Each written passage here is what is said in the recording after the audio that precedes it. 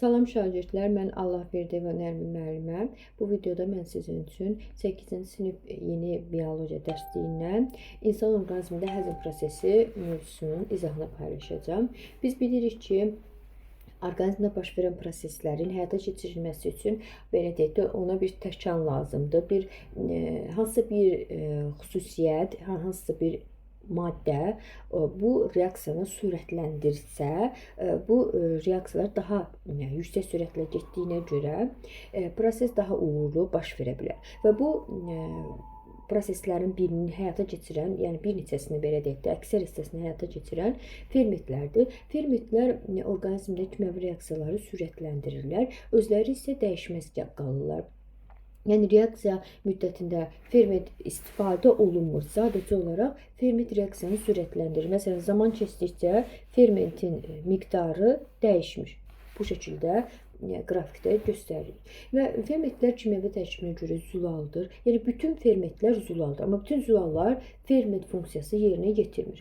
Və fermentlər haqqında əvvəlki dərslərdə daha geniş məlumat vermişəm və fermentlərsiz orqanizmdə baş verən reaksiyalar ya gec gedə bilməyəcək, ya da çox yavaş gedəcək. Bu da orqanizm üçün təbii ki, fəsadlara səbəb ola biləcək. Yəni qida maddələri, məsələn, bunlardan birini deyə bilərik ki, qida maddələri həzm oluna bilməyəcək, ya da ki, çox yavaş həzm olunacaq. Və orqanizmdə bu sintez olunan bu fermentlər bioloji fəal maddələrdir və reaksiyanın sürətini artırır, özü isə dəyişməz qalır. Və nələrə təsir edir? Zülalları, yağları, karbohidratları kiçik molekullara parçalayır ki, bunları da orqanizmdə həzm olunmasına şərait yaradır, belə deyək. Və zülallar və karbohidratlar qana, yağlar isə limfaya ötürülür. Bunlar haqqında da danışacağıq. Həzm prosesində iştirak edir ağız suyu vəzləri, mədə və bağırsaq vəzləri, mədə-altı vəzləri, bunlar hamısı qana ifraz olunmayan, orqanın boşluğuna ifraz olunan vəzlərdir. Və həzm vəzləri 3 əsas qrupa bölünür. Zülalları parçalayan, yağları parçalayan və karbohidratları parçalayan. Görürsünüz ki, biz xüsusi vurğuladıq.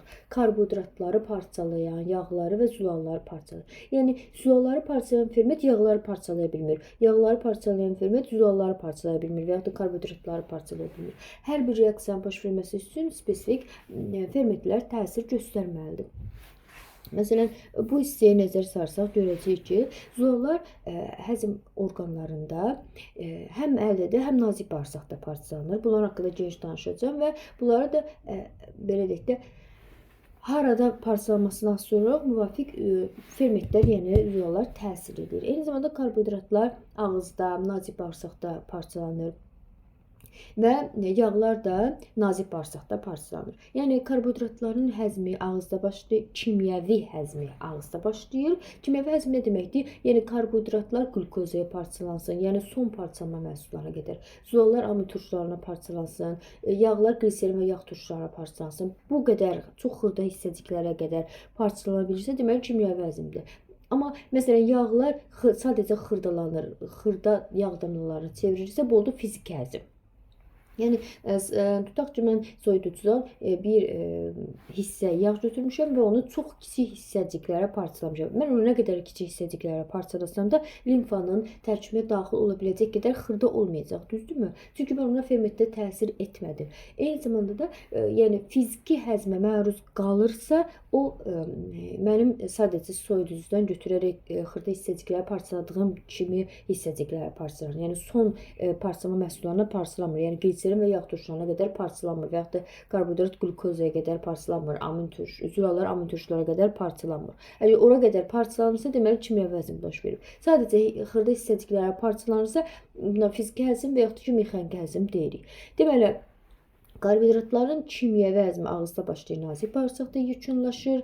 Yəni bir hissəsi ağızda başlayır. Əgər mən qidanı karbohidratla zəngin qida qəbul etmişəm və onu bir neçə dəqiqə ağzımda saxlamışamsa, bu zaman karbohidratlar qlukozaya qədər parçalana bilər. Çünki karbohidratları kimyəvi həzmə uğradan fermentlər var ağızda. Amma mən ağızda nə qədər də qidanı saxlasam, o yağlar, gliserin və yağ turşuları parçalanmayacaq. Sadəcə kiçik hissəciklərə parçalana bilər. Yəni fiziki dəyişkənliyə uğraya bilər. Yəni yağların parçalanması nazik bağırsaqda baş verir, amma süd yağlarının parçalanması mədədə də baş verir. Zülalların parçalanması isə mədədə də baş verir, nazik bağırsaqda da baş verir. Əgər heyvan mənşəli qidalanmışıqsa, zülalla zəngindirsə, məsələn yumurta yemişik və ya da ət yemişiksə, bunların tərkibindəki zülalların parçalanması, yəni amid turşularına qədər parçalanması mədədə baş verir. Amma bitki mənşəli qidalanmışıq, məsələn noxud yemişiksə və tərkibində çoxlu zülal varsa, bunun tərkibində olan zülalın parçalanması, yəni amid turşularına qədər parçalanması mədədə deyil, nazik bağırsaqda baş verəcək. Bu da belə. Deməli, indi ağız boşluğunda həzmdən danışaq. Ağız boşluğunda qida dişlərin sayəsində xırdalanır. Xırdalanırsa, demək ki, fiziki dəyişkənliyə və yaxud da mexaniki dəyişkənliyə uğradı. Eyni zamanda ağız suyu vəzlərinin təsiri ilə islanır. Deməli, yenə də fiziki və ya mexaniki həzmə məruz qaldı. Eyni zamanda ağızda deməli 300 ağız suyu vəzləri var ki, dilaltı, qulaqyanı və çənaltı ağız suyu vəzləri var ki, bunlar ağız boşluğuna ifraz olunurlar və qidanın belə deyək də isladılmasında, xırdalanmasında falan, yəni isladanda da xırdalanır deyə ağız boşluğunda baş verən proseslərin baş verə bilməsi üçün iştirak edir.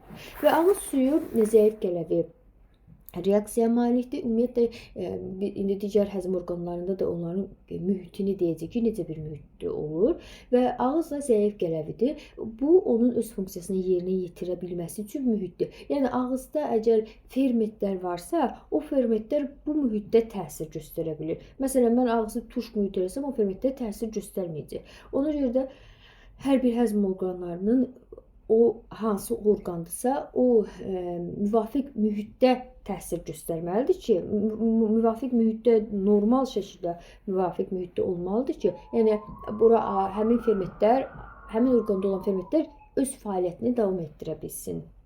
Və ağız suyu tərkibində su var, 98% sudan ibarətdir, lizosim var, amilaza var və eyni zamanda maltaza fermentlərindən də ibarətdir. Və bunların da hər birinin funksiyası var.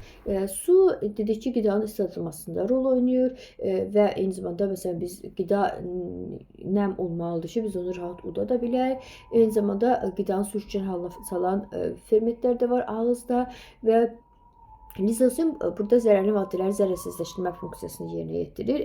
Amilaza və maltaza isə karbohidratların sadə karbohidratlara qədər parçalanmasına kömək edir. Yəni karbohidratlar iri molekullu birləşmədir. Məsələn, iri molekullu nişasta, bitki mənşəli qida ilə qidalanmışıqsa, bitkinin tərkibində olan iri molekullu nişasta qlukozaya qədər parçalana bilər. Amilaz və maltaza fermentlərin təsiri ilə. Və eyni zamanda lizosim fermenti ağızda mikrobları təmizləməklə yanaşı və ağızın selfli qışasının yaraların sağalmasına təmin edir. Yəqin ki, fikir vermişsiniz, qış aylarında dodaqda partlama baş verir, belə yara olur da, quruyur deyə yara olur. Onu deyirlər ki, tez-tez dodağı nəm elə ağız suyu ilə ki, o nəm olsun ki, belə deyək də partlamasın, çat əmələ gəlməsin, yara əmələ gəlməsin. Deməli, ağız suyunda bu kimi əhəmiyyəti var. Eyni zamanda ağızda dil var ki, dilin sayəsində biz qidanın dadını hiss eləyə bilirik. Yəni, qidanın dadını hiss eləməsə biz onu yeyə bilmərik, düzdür? Bizə dadsız gələr, yeməkdə çətinlik çəkərik. Sonra buradakı təcrübəni izah edeyim. Burada nə demək istəyir? Deyir ki, aptekdən almış mədə şirəsi içərisində bişmiş toyuq yumurtasının ağı olan 4 sınaq şirəsi götürək və belə deyək, ikisinin içinə deyir ki, mədə şirəsi tökək və ikisinin içinə isə su tökək və mədə şirəsi olan qablara da, su olan qablara da toyuq yumurtası qoyaq. Müəyyən vaxtdan sonra oradakı olan prosesləri müəyyənləşir və əlimizin içində onu isidək. Çünki biz deyirik ki, insan orqanizminin temperaturu 36,6 dərəcə, 36-37 belə də, yəni bu aralıqda olan belə deyək də temperaturdadır və soyuq şəraitdə reaksiya baş vermir. Yəqin ki, kimyadan da bilirsiniz, reaksiyanın baş verməsi üçün müəyyən temperatur lazımdır ki, ona görə də deyir ki, əlimizin içində onu isidək və müəyyən vaxtdan sonra görəcəyik ki, mədə şirəsi olan hissədə toyuq yumurtası həzmə uğradı. Amma su tökdüyümüz hissədə heç bir dəyişiklik baş vermədi. Yəni, orada zülallar parçalanmadı.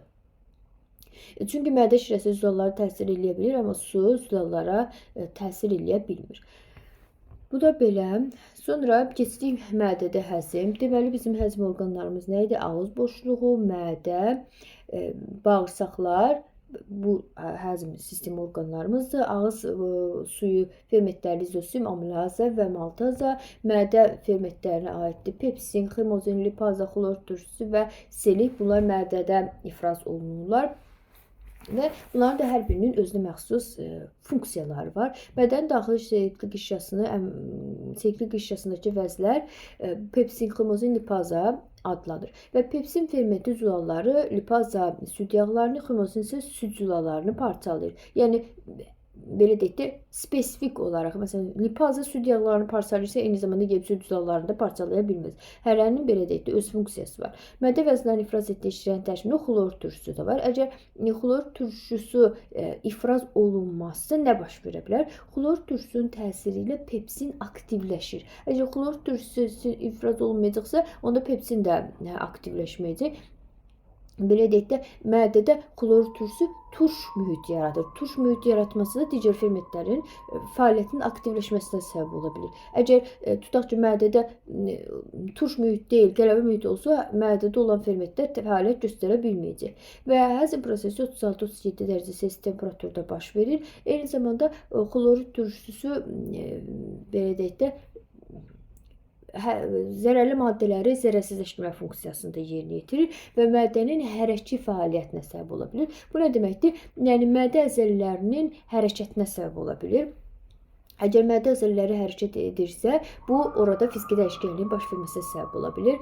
Sanki belə təsəvvür edin, tutaq ki, bir torbadır, torbanın içərisinə pendirləri hissələrə bölüb atmısınız və onu tərpədirsiniz. Tərpətdikcə görəcəksiniz ki, pendir müəyyən qədər hissələrə parçalandı. Yəni fiziki dəyişkənliyə uğradı. Ona görə deyirik ki, hərəki fəaliyyətinə səbəb olur ki, bu da mədədə qida maddələrinin fiziki dəyişkənliyinə səbəb ola bilir. Sonra mədə divarındakı əzələlər deyirik ki, yığılıb boşalır. Yığılıb boşaldıqca qida maddələrini nazik bağırsağa ötürür. Və deməli, mədədə hansı maddələrin parçalanması baş verdi? Dedik ki, karbohidratlar parçalanması ağızda başlayır, nazik bağırsaqda bitir. Mədədə süd yağları, süd zülalları və deməli, heyvan mənşəli zülalları yəni parçalana bilər və belə deyək, əgər tutaq ki, qida maddəsi qəbul etmişik, yəni heyvan mənşəli qida qəbul etmişik, yəni heyvan mənşəli və zülalla zəngin qida qəbul etmişiksə, bu zaman həmin qida mədəmizdə daha çox qalır. 4-6 saat qalır. Təbii ki, kitablarda yəqin ki, bilirsiniz. Bu mədədə qalır. Amma biz bitki mənşəli qida qəbul etmişiksə, onda mədədə çox qalmır. Və mədənin girəcəyi və çıxacağı var. Keçən dəfə bununla sizdən danışmışdım. Əgər oturub qidanı qəbul edirsə, mədənin girəcək hissəsi açıq, çıxacaq hissəsi qapalı olur, qida rahat daxil ola bilir, həzm prosesi baş verə bilir və oradan da nazik bağırsağa ötürülə bilir. Amma yəni ayaq üstə duranda artıq.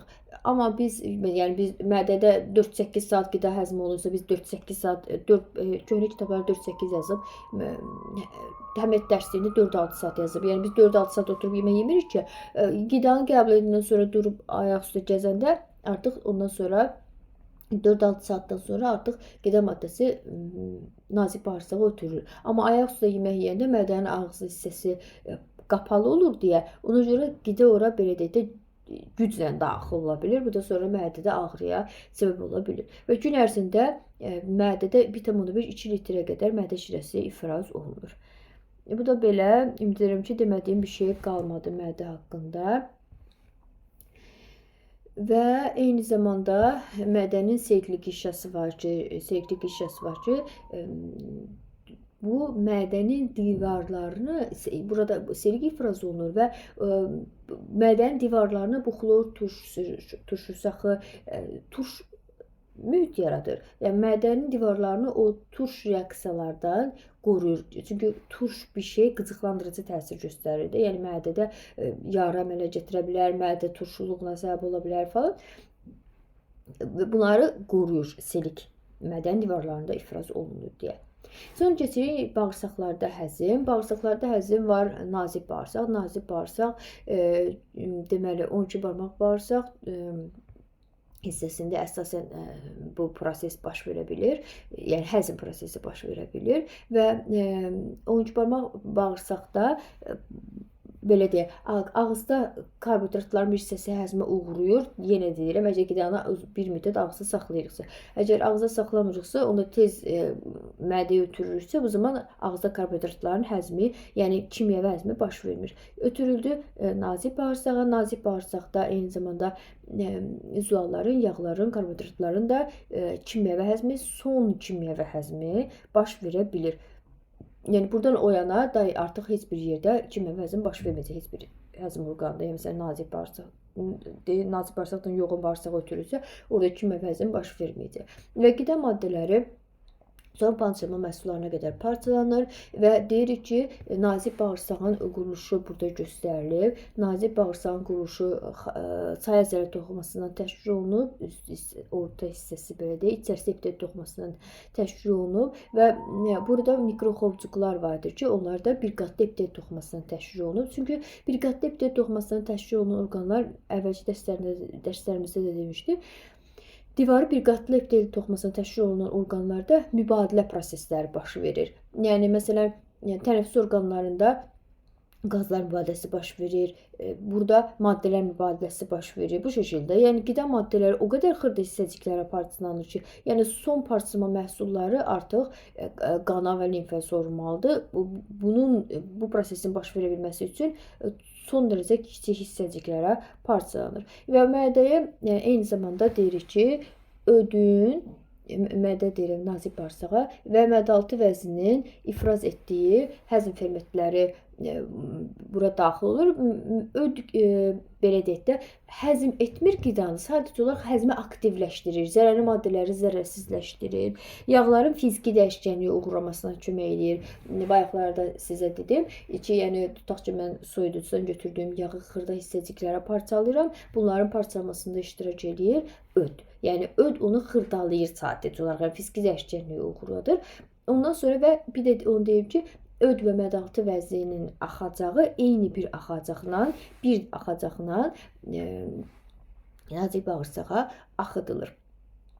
Və mədəaltı vəzinin tərkibində tripsin, lipaza və amilaza vardır ki, bunlarda tripsin zülalları parçalayır, lipaza yağları parçalayır, amilaza isə karbohidratları parçalayır. Görürsünüz, mən mədədən danışanda dedim ki, mədədə pepsin zülalları təsir edir. Artıq nazik bağırsaqda tripsin zülalları təsir edir. Demək ki, zülallar iki fərqli mühitdə və iki fərqli fermentin təsiri ilə parçalana bilir. Belə bir sual qarşınıza çıxa bilər. Zülallar parçalanır nazik bağırsaqda amin turşularına, karbohidratlar parçalanır glukozaya, yağlar isə parçalanır gliserin və yağ turşularına. Və bundan sonra artıq belə deyək, lazımlı maddələr karbohidratların və zülalların parçalama məhsulları qana keçir. Yağlar gliserin və yağ turşularına parçalanmışdır. Onlar da artıq keçirlər, belə deyək, limfəyə keçənə yerdə artıq gliserin və yağ turşuları insana lazım olan yağlara, yəni iri molekullu birləşmələri çevrilir. Ondan sonra keçir limfaya.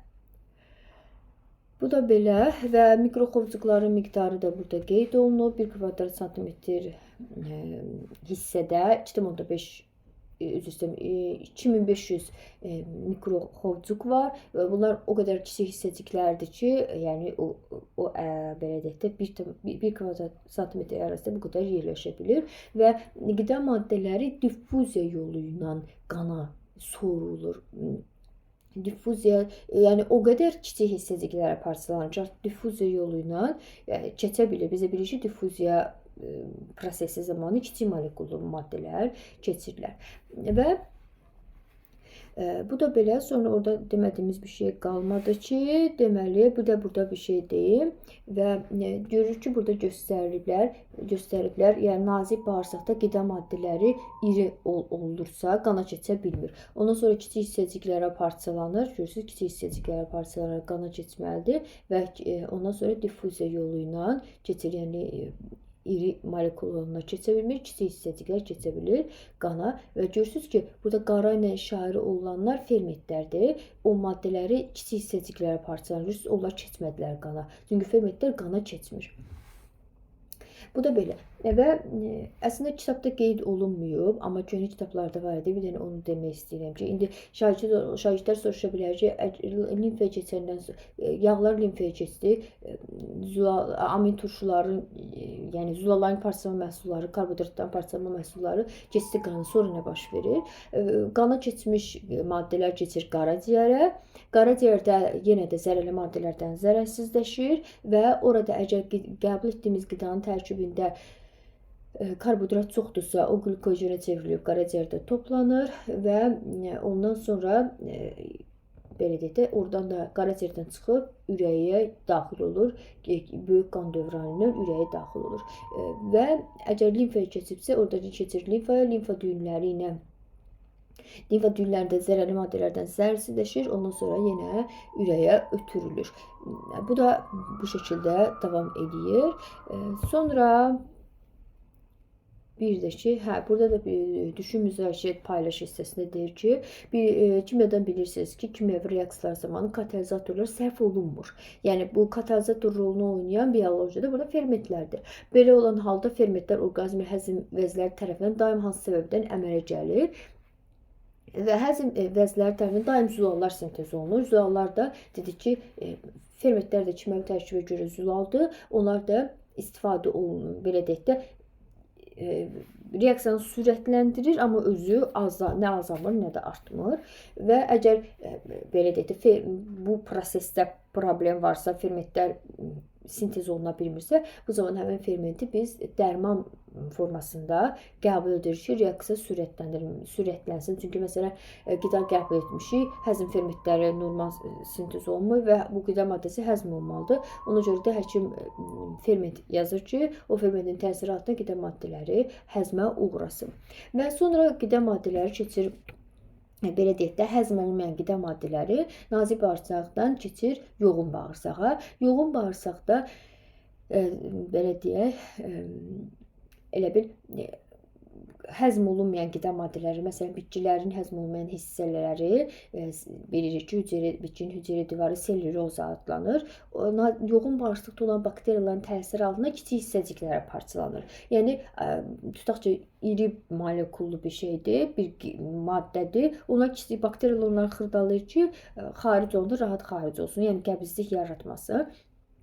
Ona görə də deyirik ki, antibiotik qəbul etdiyimiz zaman qədərində qəbul etməliyik. Hansı antibiotiki qəbul etməyimizi bizə həkim məsləhət görməlidir. Çünki bizim orqanizmimizdə faydalı bakteriyalar da var. Məsələn, dərimizdə faydalı bakteriyalar var, eyni zamanda bağırsağımızda da faydalı bakteriyalar var ki, bunlar orqanizmə fayda vermək üçündür. Əgər o bakteriyalar məhv olarsa, onda demək ki, yoğun bağırsaq keçən maddələr orada bakteriyaların təsirinə məruz qala bilməyəcək və xırda hissəciklərə parçalana bilməyəcək. Eyni zamanda yoğun bağırsaqda olan suyun artığı qana soğurulur və belə deyək də, o su reaksiyanı sürətləndirmək üçün idi. Yəni, həzm prosesini sürətləndirmək üçün idi. Əgər su qana soğurulmasa və hər dəfə xaric olarsa, təbii ki, bu orqanizm üçün zərərli ola bilər. Ona görə də suyun çox hissəsi geri soğurulur, az bir hissəsi xaric olur. Eyni zamanda deyirik ki, kör bağırsaq yoğun bağırsağın bir hissəsidir. Burada limfositlər var, bağırsaq çöpü bakteriyalar var. O da zərərli maddələri zərərsizləşdirmə funksiyasını yerinə yetirə bilir və bağırsaq çöpünə düşən mikroorqanizmlər bağırsaq çöpləri vasitəsilə tutulur və bitki mənşəli qidanın tərkibində olan selülozanın parçalanması da bəs elə bu bağırsaq çöpü bakteriyaların təsiri ilə baş verə bilir. Eyni zamanda burada həmin bakteriyaların fəaliyyəti nəticəsində K və B qrupu vitaminlərində yaranmasına səbəb ola bilir və orqanizm üçün lazım olan vitaminlər səbəb yarana bilir. Və eyni zamanda deyirik ki, bu hissəyə də fikir versək, deyirik ki, yoğun bağırsaqda defekasiya prosesi, aktı baş verə bilir. Yəni, nəcis kütləsi orada formalaşır və nəcis kütləsi yoğun bağırsağın, belə deyək də, əzələlərinin hərəkəti sayəsində, yəni peristaltika nəticəsində əmələ gəlir və eyni zamanda xaric ola bilir və bu prosesin baş verə bilməsi üçün diafraqma və qarın əzələləri də bu prosesdə iştirak edir. İzah bu qədər şagirdlər. Ümid edirəm ki, anlaşılır dildə izah etdim. Əgər hansısa bir hissədə çətinliyiniz olarsa, başa düşmədiyiniz bir şey olarsa, yorum hissədə yazın və mən onu izah edərəm. İndi keçirik öyrəndiklərinizi tətbiq edin hissəsinə. Burada cədvəl verib həzm fermentləri, ifraz etdiyi fermentlər hansı maddələrə təsir edir və hansı şəraitdə təsir edir. Bunları qeyd etməlisiniz. Demək, ağız suyu vəzləri ifraz edir amilaza, lizosim, maltaza, hansı maddələri təsir edir? Karbohidratları təsir edir, yəni kimyəvi həzmə uğradır. Eyni zamanda zərərli maddələri də zərərsizləşdirir, lizosim və hansı şəraitdə təsir edir? Zəif qələvi. Məddə vəzləri isə ifraz etdiyi fermentlər mədədə belə deyək də həzm prosesini sürətləndirir. Pepsin, lipaza, ximozin hansı maddələr təsir edir? Dedikdə süd yağlarına, süd zülallarına və deməli zülallara təsir edir, yağlara təsir edir. Hansı şəraitdə təsir edir? Dedik ki, tuş mühitdə. Mədə-altı vəzi ifraz etdiyi fermentlər tripsin, deməli tripsin,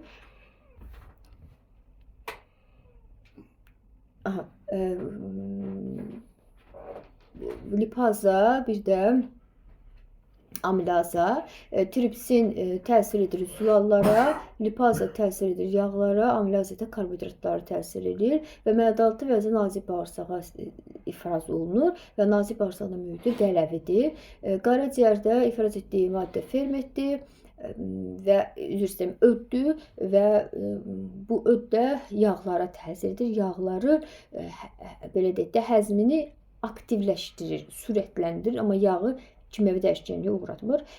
Bağırsaq vəzləri də eyni zamanda belə deyək də qida maddələrinin həzmində iştirak edir və bağırsağın da mühiti qələvi mühitdir.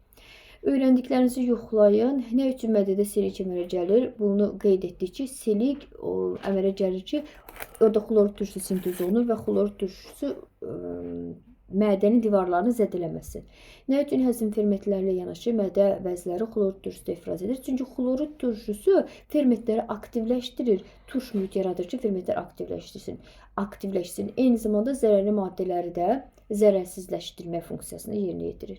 İnsanda mədə xorası zamanı xəstəliyi zamanı mədənin bir hissəsini cərrahi üsulla kəsib götürürlər. Nəticədə hansı maddələr həzmi çətinləşə bilər? Təbii ki, mədədə hansı maddələr həzm olur? Heyvan mənşəli zülallar, yəni süd zülalları, süd yağları, bunların həzmində çətinlik yaranacaq. Sizcə nə üçün ferment tərkibi dərman həbləri xüsusi örtüklə örtülür? Mədə belə deyək də, orada həzm orqanları hərəkət edilənə görə mədə